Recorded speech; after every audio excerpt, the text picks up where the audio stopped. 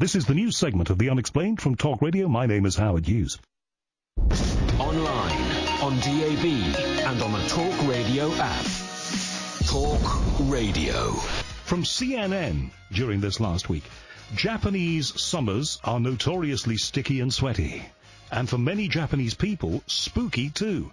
Friends flock to haunted houses, head to the movies for horror flicks, or visit graveyards after dark, all in an attempt to scare themselves into literally getting the chills. This is the season of Obon. The man who knows all about this is Phillip Jackson, a Brit in Kyoto, Japan. He's online to us now, and it's already Monday morning. Happy Monday, Phillip. Good morning, Howard. How are you? Well, very good, thank you. Obon. Now, you told me about it. CNN wrote about it. What is it? Well, Obon is a Buddhist festival. It goes back about 500 years, and its purpose is to honor the spirits of past ancestors. And as you said, it's celebrated right across the country. But there are some aspects to the festival that are quite unique to Kyoto, where I'm based. There's a temple called Rokudo Chinoji that has a well within its grounds, and that well is reputed to descend down to the spirit world. And on the 7th of August, they ring at the temple. They ring at the welcoming bell, which is called the Mukaigane bell.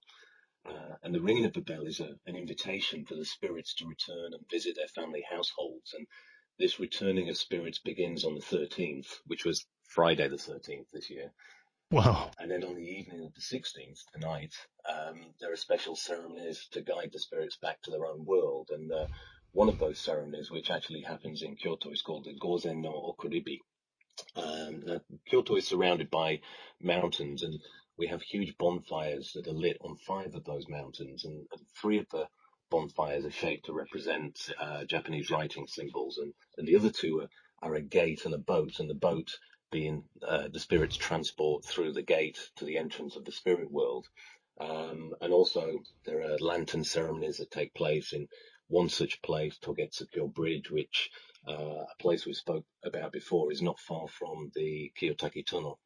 And lanterns are dropped into the river as a guide for the spirits to find their way back. And there's a famous cemetery called the Higashi Otani Cemetery in the east of Kyoto City, and they put lanterns and candles on all the graves. And again, that's part of the welcoming and the guiding back of the spirits to the spirit world. And, here we have Halloween, which we're rolling towards in a couple of months here in the Northern Hemisphere. Halloween is always touted as being this great spooky festival. But looking back through history, nothing much very frightening happened on Halloween, in fact. We always expect the spirits to come. Now, in the case of Obon in Japan, has anything spooky ever really happened on the festival? Well, there are connected stories. There's some areas of Japan that have this unwritten rule that it's not wise to go swimming in lakes or the sea during the Obon period, as the spirits of the drowned also return to grab the legs of the swimmers and pull them back down into the water. So there's stories like that as well. You mentioned in the report about the storytelling. There's a famous game called the Hyakumonogatari Kaidankai, which means the gathering of 100 supernatural tales. And that began in the 16th century as a summertime sort of a game. You would light 100 candles or lanterns and tell 100 stories. And for each story that you told, then one of the candles or lanterns would be put out. And the idea is that once you've put out all 100 of those lights or candles, then in the darkness, something ghostly or terrible would be summoned at the end of it all. Well, I don't think if I was there, I don't think I'd be chancing it. Are you doing anything for Obon? Well, like I say, today is the 16th, so this evening is when they light the fires in the mountains. Unfortunately, because of the COVID situation, they've scaled it down a little bit, because usually you would get huge crowds in the city where they look out on the mountains.